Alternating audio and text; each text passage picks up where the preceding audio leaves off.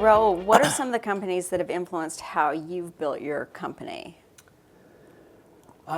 Yeah, that's a good question. I think about companies like Valve, for example, which is a Bellevue-based company. Many of you probably haven't heard of it, but they're probably one of the more successful companies in the area.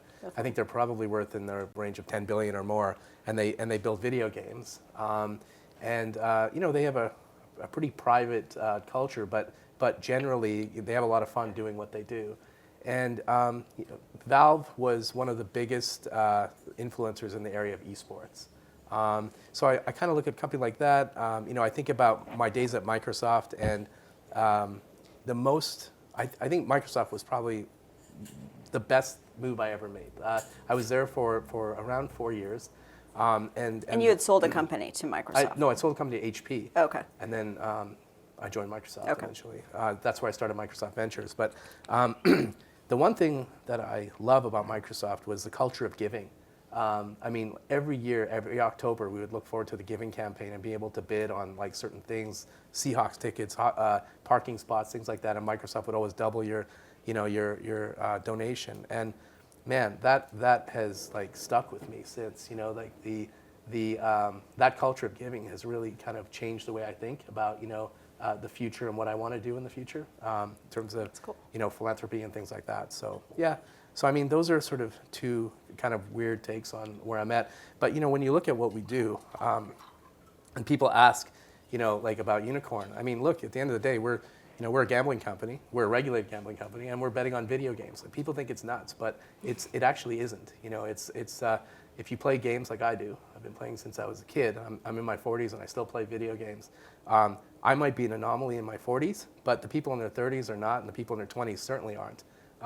This is going to be a very big space, and I believe we're creating the future of entertainment. So yeah. I want to share an anecdote about that, because I went back home for Christmas to Hawaii. It's where I grew up. And one of my high school classmates had told me that his 12-year-old son is considering getting his GED and becoming a professional video game player. And he was asking me for advice about it.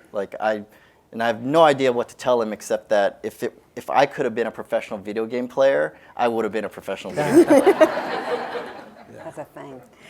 Yeah, new levels of careers. There's something else I wanted to mention, if you don't mind. It's basically when Bill introduces his company. Very modest about it. But I just want to tell you a little story about Microsoft. We had this program called the BizSpark program. Bill, I hope you don't mind me saying this, but BizSpark is where we sign startups up to BizSpark, and you get free Azure credits. Azure is their cloud, okay? And you give $100,000, you give $300,000, depending on the startup. You'll give them that credit, and then you hope that they build their platform on your cloud, and then over time, eventually it'll pay off. So I think it was like in 2015 or 2016 that Bill's team applied for BizSpark, and they got it, and it was like a $300,000 credit roughly. And these guys were all high-fiving each other because they couldn't raise any money back then. They're so happy they're never going to go through this credit. And now they're like one of the biggest fintech companies on Microsoft's Azure in the world. It's crazy, like the most ridiculous story, but probably the best success story for Microsoft's BizSpark program. So, seriously, so yeah. That's awesome. Okay. We're big fans of Microsoft. Yeah.